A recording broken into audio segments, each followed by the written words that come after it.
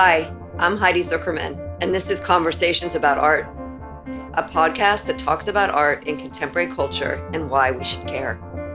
Each episode will focus on how art connects to the lives of people I find interesting. Artists, collectors, curators, athletes, actors, musicians, politicians, CEOs, and people who I think you'll find interesting too. Our first episode features athlete, collector, and entrepreneur Lance Armstrong.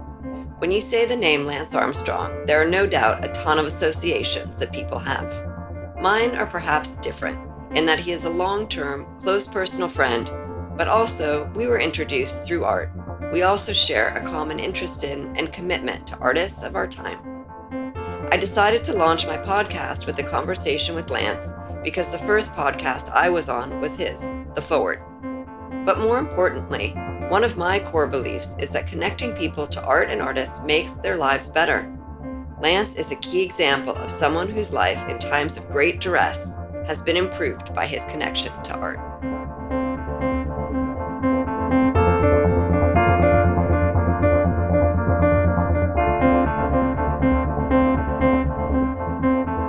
So, thanks for talking with me today and absolutely. giving me my podcast 101 training. I'm returning the favor. So you are. I loved being on your podcast. Thank and you. You made it super easy for me. And you had all these notes and you had read my book. And so I don't have notes, but I have them in my head. So I wanted... You're a lot smarter than me. So when you barely squeak out of high school, you have to do a little more studying and take more notes. You know, I think being prepared and being over-prepared is really important.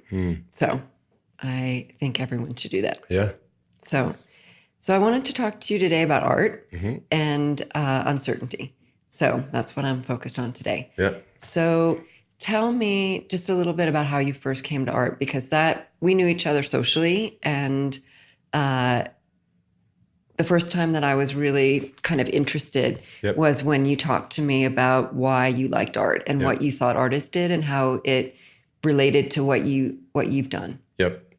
So I think it's really three things. The first, and probably the most importantly, is when I got out of high school, I went to Europe. I didn't go to college. I didn't get a job in America. I went to Europe to race bikes. And so I had this crash course on culture and architecture, art, food, language, people. And so I was just observing this, and I was a white trash kid from Plano, Texas, who, to me, art growing up was Motley Crue posters on the wall. By the way, great documentary on Netflix, but about Motley Crue. Yes. And so it started there. That was kind of the first phase. And then the second really was when I built my first home.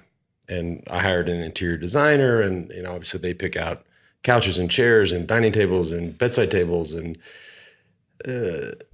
paint colors, all of these things that they pick out. And then a lot of them will say, we'll pick out some art for the walls. And at that moment, it just struck me like, wait a minute.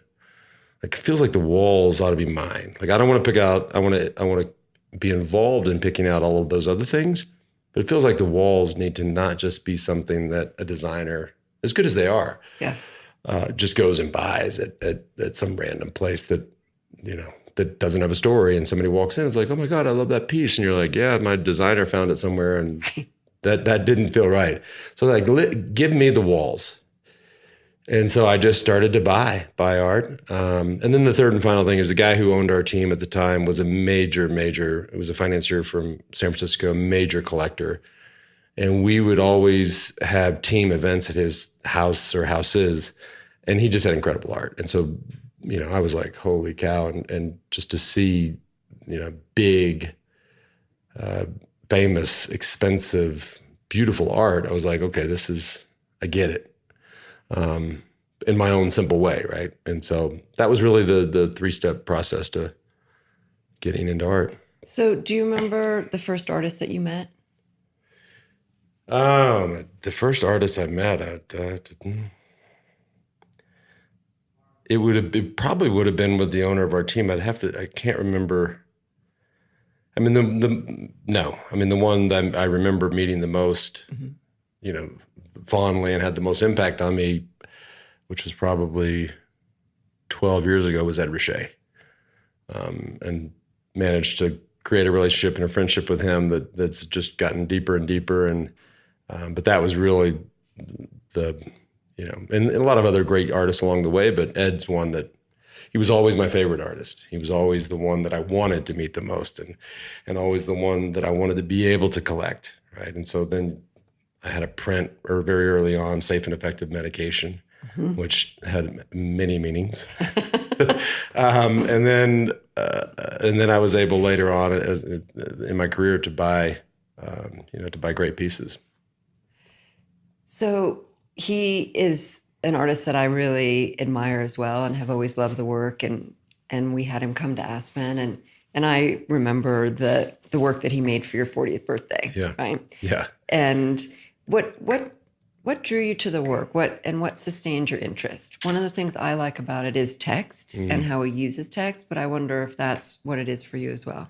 I think it's well, first of all, he's basically a Southern boy, so I always appreciated that as I came from Texas. I think the thing, if I had to pick one word, is his humor. He's very, and I don't know that everybody gets it, but I get it, and I've been around him enough to know that he's just a funny guy. And he's irreverent, and he's so successful now. He just doesn't care. So he has no guardrails, no boundaries. He just sort of does what he wants. And yeah, I'm also a fan of just that simple. I don't need it. It's so simple sometimes that it's amazing. And the birthday card is a great example. I mean, he writes, and you've seen it. Of course, we're doing an audio show here, but he spells out 4 in his classic block lettering, and then O, H, H, H, H, H, and the H's just keep getting smaller and smaller, meaning, you might just be turning to the back 9 of your life, right? And so it takes a good friend to say, hey, buddy, have fun in the second half, when, you could have been giving that to somebody that swore they were going to live to 120. Right. But that's just, it's a bit dark, not a bit dark. I mean, I think there's a lot of darkness in his dark humor in his work, and I just love it. I love it. So one of my favorite things about you is your sense of humor, and I don't know if this is an okay story to tell, but I remember when we were in Cuba and we were like swimming, we were in the pool, we were kind of hanging out, and you said like, okay, just so everyone knows, it just got warm over here. I was like, oh my God. Yeah. The water is all of a sudden 98.6 degrees. It's the most fucked up thing. I don't know what just happened. In a slightly different color. I will expand on that story because Anna and the kids, I grew up a swimmer, and I've always maintained that the best swimmers in the world, when they're in the middle of an intense workout, they just pee in the pool. And Anna would always, no way, that's disgusting. They would never. I said, and I've managed to strike up, and hopefully I'm not crossing any boundaries with him, but I've managed to strike up this relationship with Michael Phelps. And I said, I'm going to get to the bottom of this. And so we were in Nantucket this summer, and we'd send him a video. Like, I recorded myself after like 38,000 glasses of rosé that day. I sent him, I was like, dude, you're the best of all time. I got to know. And he sent us a video back going, yeah, middle of a hard set, and that just let it go. So I don't feel bad about that. No, you should not feel bad about that. And I could actually take this one step further, but I'm going to, change direction. Okay. So, I thought we were talking about art. Why are we talking about peeing in pools? I know. Well, it's, I think we're talking about humor. Yeah. So you and I both like the artist Rob Pruitt. And there was a really memorable time where you wanted one of his works. It was up at an Aspen Art Museum auction at Art Crush. Yep. And can you tell that story? Well, before I tell the story, it's just never good to get in a one-on-one contest with a billionaire at an art auction. That is true. It was never ending. I was like, I want John. We'll just call him John. I was like, dude, I want this piece. And he just kept going higher and higher. I'm like, and I was sitting next to him and he's like, who's bidding against me? Right. Like, stand up and look. And I could see that, by the way, that piece in their home here or their other homes I've seen them, that's right in line with their style and their taste. It would be amazing. But title of the piece was Sweet Revenge, which, for me, this was this would have been, was this August of 2012? Mm-hmm. This was August. So my world sort of slowly started to crumble. June of 12 really started to crumble. July of 12, and then August into October, just, eviscerated. And so I was, if the title was Cats and Dogs, right, I still would have loved the piece. I mean, visually, it's incredible. It's big. The colors are vibrant, dynamic. But then when you layer in, and in my mind in 2012, I'm like, okay, I know that at this moment I'm completely fucked. But I'm not going to lay down. I'm not going to curl up in a fetal position. I'm not going to, beg for mercy. I'm going to hide out, hug my kids, stay fit, stay focused, and eventually work again. And so, revenge is a big word. I mean, revenge is and some can take it as almost a mean or an evil word, but it's, for me, it was just simply about getting back into the world. And so, and it's, I think to a large degree, some of that's happened. Maybe not, it's still happening, but, and I'm not trying to rub whatever small amount of success I've been able to recreate in anybody's face, but it does feel a little bit like revenge. And it look, being able to create content and build an audience again is, you combine the two words, it's sweet. Yeah. And, so yeah. And it's hanging up here in the house in Aspen now. Yeah, and it's a big, beautiful, bold painting, and it has almost the colors of a rainbow from sort of the top to the bottom, right, and on top of that, which also references like rock posters from the 70s, right, and but it has kind of a hand-drawn sort of smiley face, and the figure, that's absent of any kind of like head or arms or anything. It's just two eyes, a nose, and a smile. It has kind of a wry smile somehow. Yeah, no doubt it does. I mean, if you don't see smile in that, then you're blind. But he and Ed are not that dissimilar. I mean, it's a very at times poppy, tongue-in-cheek sort of. The panda bears, the cocaine and the spider, the church signs. Yeah. It's, you can't take yourself too seriously to do stuff like that sometimes.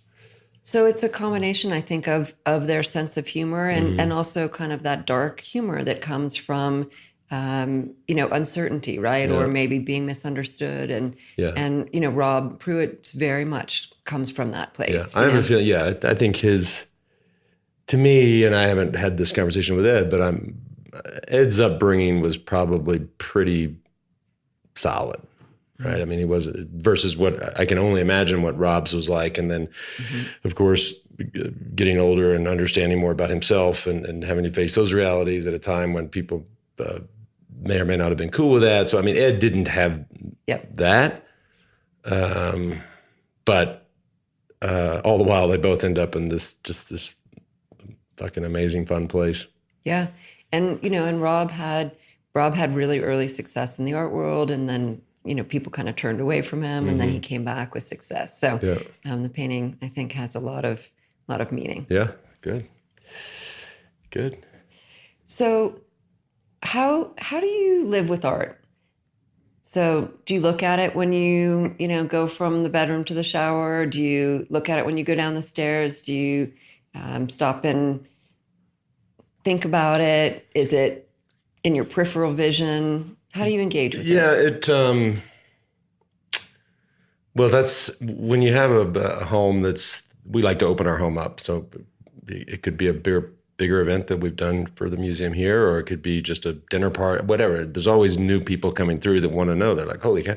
First of all, they don't expect to see that type of art in my house. Mm-hmm. I don't know what they expect, but it's a surprise to them. So they're interested and they want a tour and they want to talk about it. And so that's really what happens most of the time. I mean, I walked upstairs to go put my shoes on to go back downstairs to drive here. I didn't stop at all and spend 30 seconds in front of the Banksy or 30 seconds in front of the Mark Ryden or in front of the Ed or the Raymond Pettibone. I just walked to my car. But it's cool when people come over. I love walking people through the house and talking about the art and talking about what it means to me. I mean, we've talked about this. I'm not a guy that I don't need to stand in front of a piece of art for 5 minutes. Like, oh, I see it. Heidi, do you see it? Do you see what he's telling us? He or she is telling us? Like, I just can't. I like turn the corner. I'm like, that is badass. I have to have that. So it's quick. Yeah. Yes. And none of it's, I would never buy a piece or collect a piece for future value or for future trades. I think I'm not opposed to selling art, but if you look at it and you're like, I could never put that on my wall, but I know that it's going to be worth 10x in 5 years, I wouldn't do it. Yeah, that's not for you. No. And the worst thing is we have so much art, which I guess is the case when you're just like a serial collector. We have so much art in storage. It just sits in storage. I'm like, you forget about pieces. I have to go back through my spreadsheet. And I'm like, holy shit, I forgot about that piece. So it's a shame when things sit in crates and boxes in dark storage. So when you were looking at that Raymond Pettibone, you shared that with me. And what did you like about that piece? The Can H you bombs? describe it? Mm-hmm. Well, there's another one who's very dark. I mean, Raymond is or maybe it was the baseball. Was it the baseball? One. Okay, Uh-huh. yeah, because we have the two here in Aspen, the baseball player, which It's the newer one. is funny because I love the piece, but I don't like the color green. I don't like green at all, and I only like brown, and it's mostly green and brown. But it's a baseball player, and so with him, if you can come across a baseball player or a surfer, you kind of got to get it. Mm-hmm. And so I actually love I have two other of his OG pieces. I've got the two girls with topless with they're like Martians with the antennas out of their heads, and they said, we've come to steal Earth's H bombs, and there's just these boobs out. And it's like, but in that one, and I love putting that one like where I know there's going to be the most foot traffic in the house, because it's sooner we get people to understand that this shit ain't going to be normal, the better. And so, but yeah, I prefer the OG ones. I've got another great one in Austin, a Red Heart about Shimmy Rock, Arkansas. They're both very small, and the baseball one I just had to have, because it's a baseball one. So the first time we really talked about have you ever been art, around Pettibone? Yes. The first time I had lunch with him with another artist named Gomez Bueno, and they had done some collaborations together. I don't know if I ever told you the story. We had lunch in Los Angeles. And for the listener, so Pettibone and a lot of these guys, which I love just talking about, Pettibone got his start doing album covers for punk bands. Mm-hmm. So for Black Flag, et cetera, et cetera. Mark Ryden got his start. His first big break was a Michael Jackson record. So, I mean, Pettibone is out there. He showed up to lunch, and we had lunch, blah, blah, blah, blah. I could tell he was out there. And then we go to leave, and I see in his back pocket, he's got like 20 pages of a book that he had ripped out and were sort of folded over, tucked in his back pocket. And I said, what the fuck's, what's going on with that? And he's like, well, he took the bus to lunch. I was going to take the bus back. He's like, this is kind of what I figured I could read. So he's like, I think this is probably worth 20 pages at the time it's going to take to get to that lunch and get back. So he took out those 20 pages of the book. I mean, just carry the book. Yeah. Anyways, and I was like, all right, that just shows you what, I mean. It's a different way of thinking. Yeah, they think differently than a lot of people. So that's what you said the first time that we really talked about art. Because I said, what do you like about art? And you said, well, artists take something that was nothing and make it something. Right. And you said, and that's what I did, with the bike. Mm-hmm. And sometimes for me, it was, I don't want to say it was relatively easy, but I knew what I was doing. I didn't have to. I mean, when I look at art, I can't draw a stick figure. So when I see certain things, whether it's a Hearst piece or Ed's work is, I can see how Ed did that. There's different type of skill involved there, but there's just a lot of other things like, now, how did they do that again? Yeah. And I can't draw a stick figure, but how did they do that? And so when I see that, I love that. Ryden's a great example. I mean, the detail in his paintings is just next level. So how do you think art has made your life better? Making the assumption that it has. No, it has. Yeah, no doubt.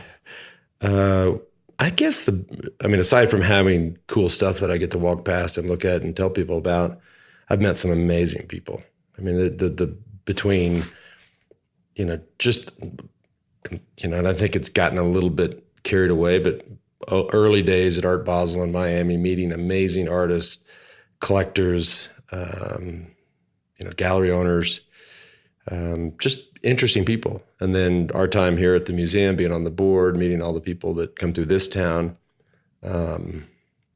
That's probably the most important thing that's happened. The connections. The trips. That trip to Cuba was so crazy. We did this, for the listener, I guess the museum does them every year. Most years they do a trip and they'll pick different places. And so that particular summer, the summer trip was to Cuba. And I'm like, hell yeah, a place I've always wanted to go. Not too far. Right. I don't want to be going to Australia or Zurich or any of these places where you get jet lagged, like close. Yeah. And, that's that group that was on that trip was just, was next level. I mean, people like Lester Smith and Paul Pariser and their spouses. I mean, it was just, and some, what it's like when you got a group, there's always a couple bumps on the log, but it was fun. Yeah. It was really fun. So do you have a thought about like the timeliness of art or the content?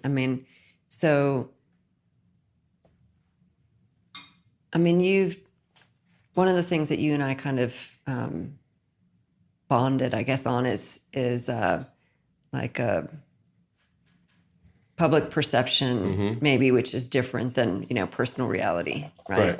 Always. And always, yes. Always. And, some of the kind of uncertainty that comes from that. Mm-hmm. And I don't know what my question is exactly, other than, has art served a role for you in that? So solace maybe, or company?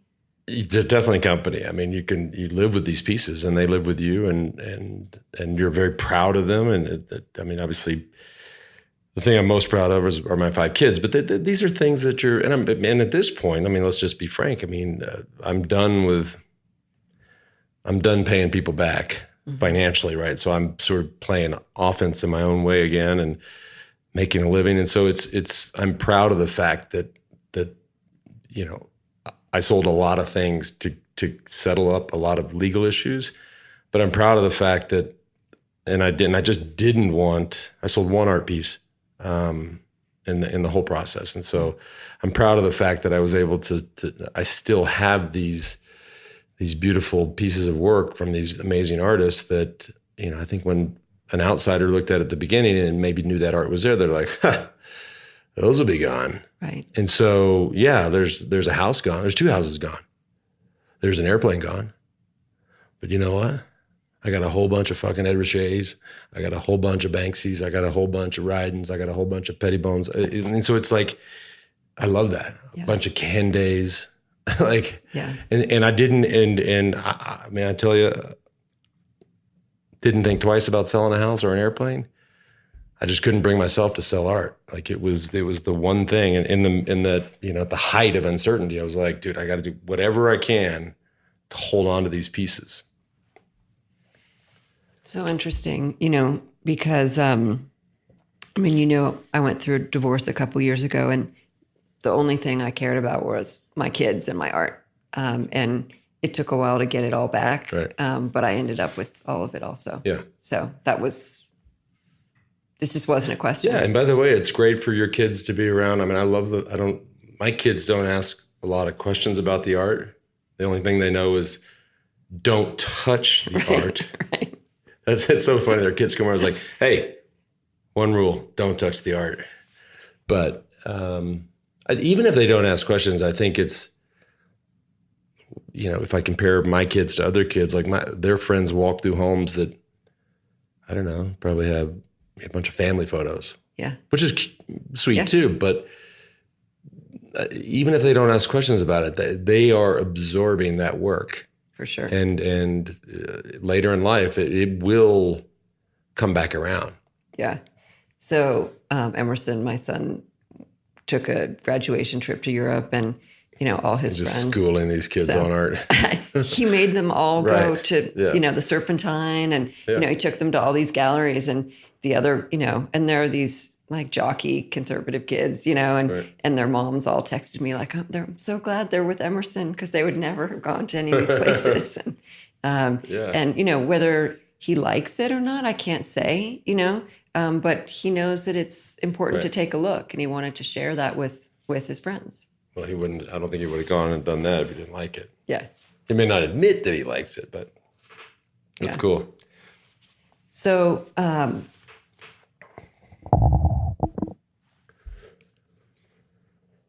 How about this building? Look at this light in this thing. Right?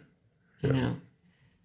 I don't know. This is a piece of art. This is definitely a piece of art. We're talking about the actual building that we're in, which is the new-ish Aspen Art Museum, which moved out of what was like railroad stop or something. The first power plant west What of a the power Mississippi. plant, whatever it was over there, that thing. Janky. But building this thing was so neat to just see, talk about uncertainty, but just neat to see the city, not mostly, but there was enough opposition that it was like, I just remember reading about it. It was in the paper every day and reading about it and the letters to the editor. And I'm just like, just wait. Like you people are going to be so proud of this when it's done. And I think that's happened. I think that, there might be a few outliers, but I think, look what we got with this thing. I mean, what do we have to raise to build this thing? So a lot. $75 million. That's a lot of money. It's a lot of money. That's a lot of money. Yeah. So what else? Do you like to look at art with other people? Well, how so? Like, I mean, if I go over to John Phelan's house and he wants to walk me around and look at his art, I would drop Nancy McGoon's house. Especially with Nancy McGoon she's just a legend. And so if I've had so many artists that I know that have come through Aspen. I'm like, is there any way that you could take me up to Nancy's, or I could go up there and look at her collection? I'm like, and they're like kids. They're like nervous. And it's funny, right? Yeah. I'm having lunch with Nancy tomorrow. And it's funny. When I was on your podcast, it was, I think the day after we had lunch with Nancy and Bob. Mm-hmm. That was probably the last time you saw him. Yeah, that was. He's a sweetheart.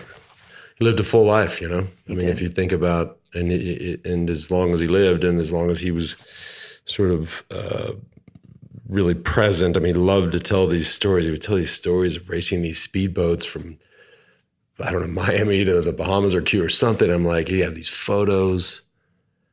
I'm like, dude, you're crazy. No, what was the race? It was like up the eastern seaboard. Yeah, I think he went from Miami to New York. He held the world record. Yeah, no, I'm out on that. No way. No thanks. No thanks. So, but that was one of the ways he liked to connect with you, was that Totally. athleticism and competition and racing. Oh, world record's a world record. Right. Yeah. A world record is a world record. That's not just, they don't just hand those out at Carl's Pharmacy. They're All right. What else should I ask you? Anything else?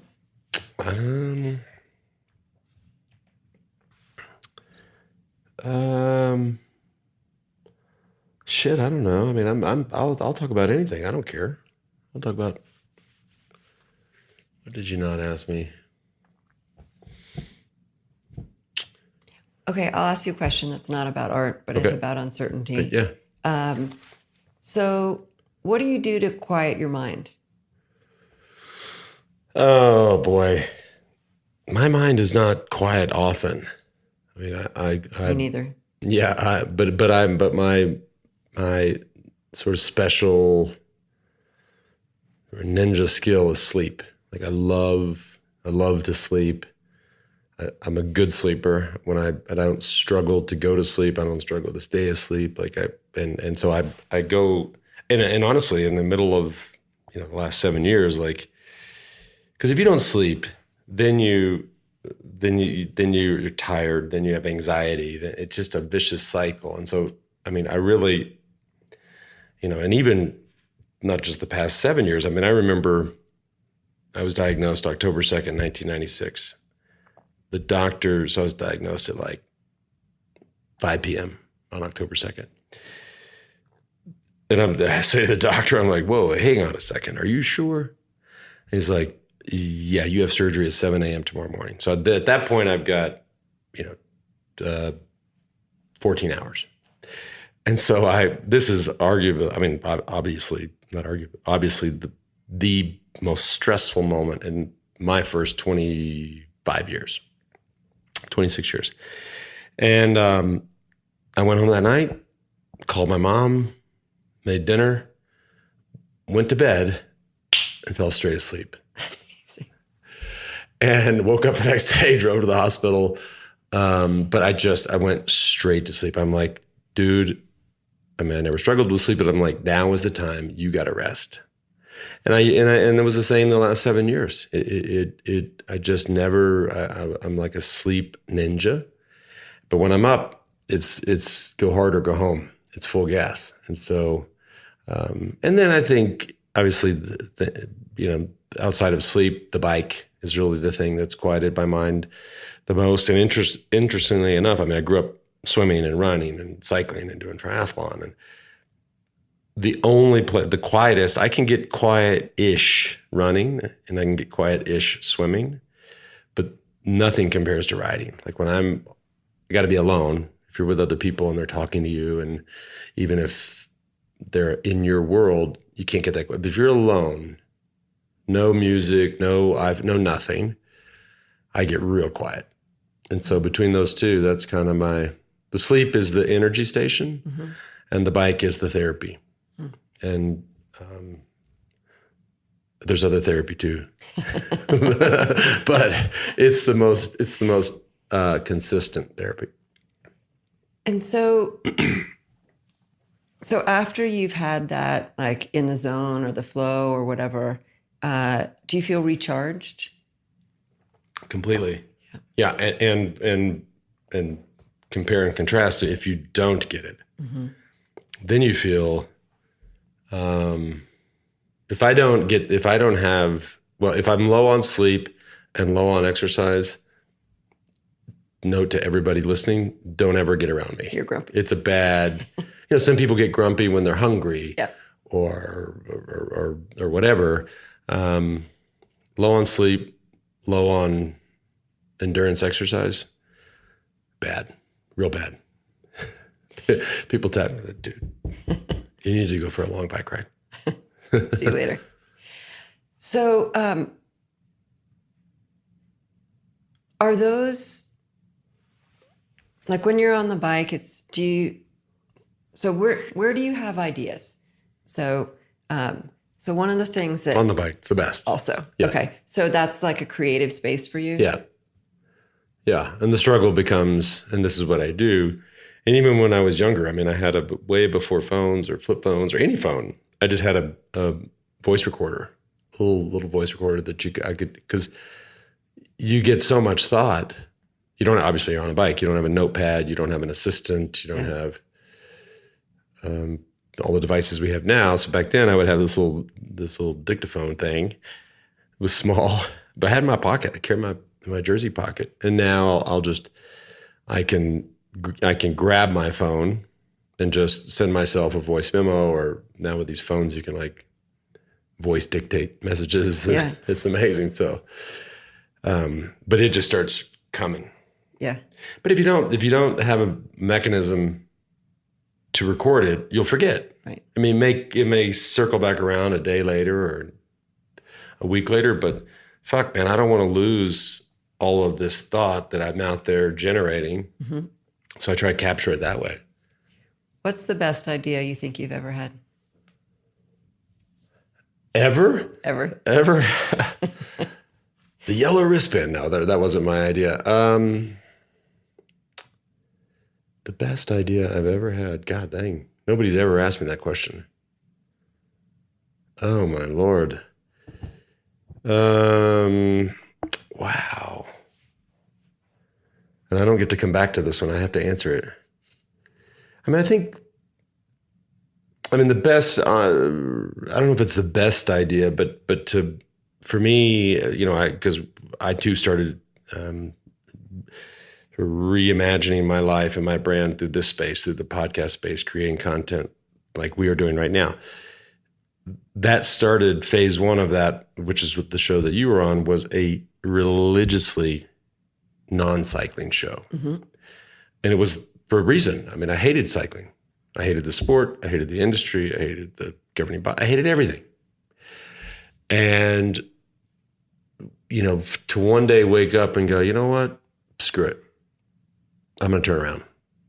And to go back into, just run straight back into the fire and create content around that. I mean, from a business perspective and from a, PR, I think when my life is done and they're telling the story, that decision will be the one where people go, holy shit, that's, he was having great conversations with interesting people like Heidi and Malcolm Gladwell and Michael Morton and Bo Jackson. But when he turned around and ran back into the fire, that was when the comeback really started. Mm-hmm. And so that was probably a guess. I mean, I'm sure I'm forgetting a lot of things, but yeah. I wouldn't be in the position that I'm in now without that decision. Yeah. So, did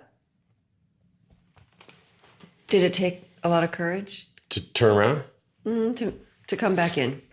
No, I mean, it was funny. I tried to, maybe it did. I tried to think of it as just sort of, whatever, we'll just go do this, and it really was, it was kind of a joke because I talked to my manager, Mark Higgins, who's the guy who, the forward, my original podcast was his idea. So when I called him, I was like, what if we just did a tour show? And he's like, all right, well, what's that look like? And he's like, you're not just going to sit there by yourself and talk about it. I was like, I don't know. Fuck, we got to find somebody else to talk with. I'll talk to. And JB is a bit an old friend of mine. And I knew, I was like, well, JB knows enough about cycling to be dangerous, has spoken to America in the sense of Main Street and First, his entire career being a morning DJ in Austin. Mm-hmm. A pop music morning DJ, which really is speaking to First in Maine. I'm like, well, let's just get JB. And so I just kind of was like, fuck all this. We'll fucking make it up as we go along. And I was like, JB's got that Airstream studio. Just tell him to drive it up here. I mean, it was, this is exactly how it happened. I remember. And so I was maybe just giving myself cover. I mean, look, there could have been 6 people that listened.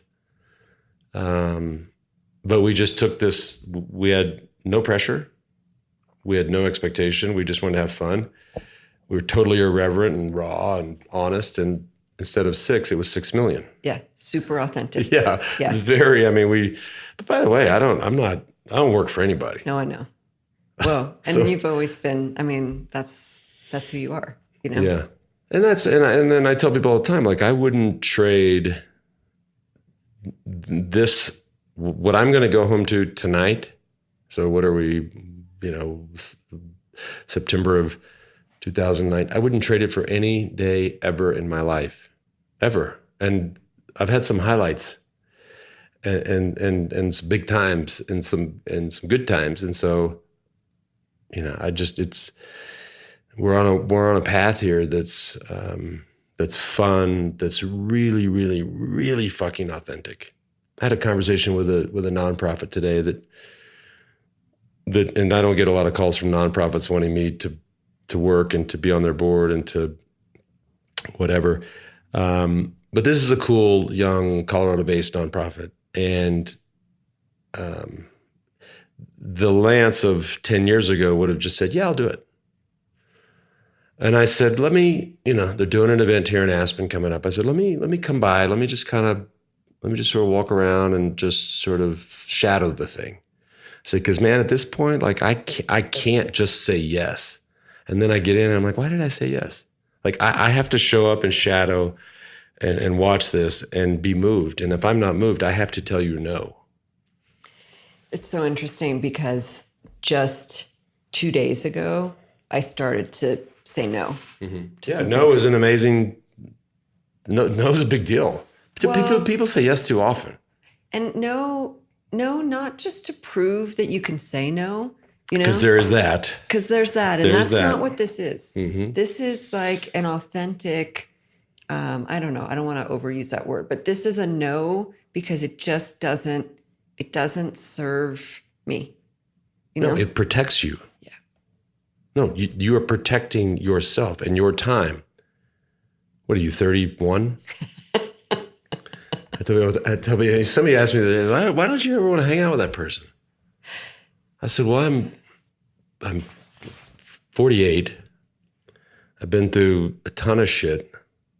So I get to decide now. I know exactly what I want to do and don't want to do. And I also get to decide who I hang out with, who I don't hang out with, what I say, what I don't say. Dude, I mean, that is the most powerful position you can come from. And I agree with you. Because a lot of people abuse this, and people write books about saying no. And it just comes off, well, I'm just going to watch this. I'm just going to say no to this person. Like it's like no. Just, I mean, it's a protection mechanism, but there's also it has to be done thoughtfully. Mm-hmm. And that's what I try to say to this guy is like, look, this all sounds awesome, but man, I just love to spend a couple of days and just see if it moves me, and it sounds like it will. But maybe not, because you just can't. And that's what I tell the audience, and my audience now is like, you're going to get the 100% truth on anything, all the way down to, and we talked about this. I mean, the people we align ourselves with, the advertisers we take on. I mean, this is I think my audience is really sensitive and loyal now. If I started jamming them with ads for, razor blades and underwear and legal advice, they'd be like, this guy is so full of shit. So all of it has to be authentic. So I don't know when you said this, but at some point you said or wrote that there are only two kind of days, good days and great days. Right. That was after I was diagnosed. Yeah. Well, I think I read that before I knew you. Yeah. And I just internalized it, and then I talked to my kids about it, mm-hmm. and then they've talked to their friends about it. And it's what I was thinking about when you said, today's the perfect day. Right. So. Yeah. I mean, I think had I not been, so that statement or quote came after I was diagnosed and cured and back to reality, sport and life and family. Without that period of my life, so that call it a year of diagnosis, treatment, follow-up, it's really like a 2-year period there where you're just like, oh, am I going to live or am I going to die? What's the deal? Without that 2-year period, like the last 7 years, I might have been curled up, mm-hmm. and I might have been begging for mercy, and I might have been hooked on oxys and homeless. I mean, I don't know. So for that, I'm very thankful that I went through that experience. I mean, the last 7 years, there's been times that completely sucked, but relative to, 96 and 97, mm-hmm. No, It hasn't been that bad. So how do you make decisions? Well, it depends on what the decision is. Right. I think I base a lot of my decisions on the people involved. It's interesting because I now have this new venture fund that we have to make a lot of decisions. We have to decide what we invest in, who we invest in. My early thought was that it was always product first, people second, brand third. I saw an interesting talk here, actually in Aspen, from a very successful venture capitalist who came out of, he now has a big fund in Boulder called Foundry, but he's been in VC for a long time. And so they've all, I think it's fluctuated over time on like, what do you prioritize? And he said an interesting thing. He said at Foundry, this guy's name was Brad. Before we invest in a company, we consider 4 things.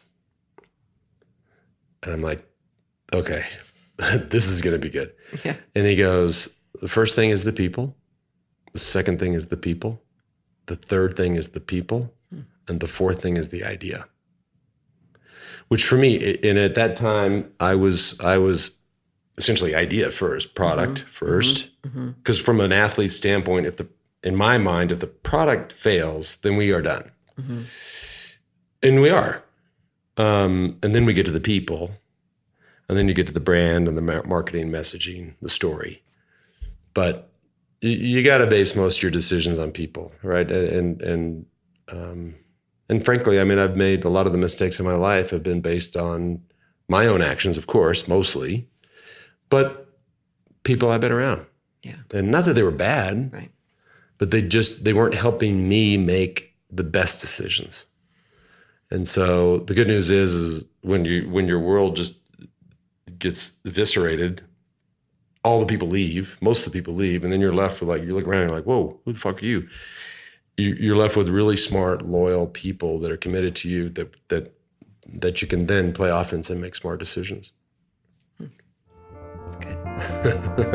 And it's true. I mean, it's actually really true. That's exactly how it happens.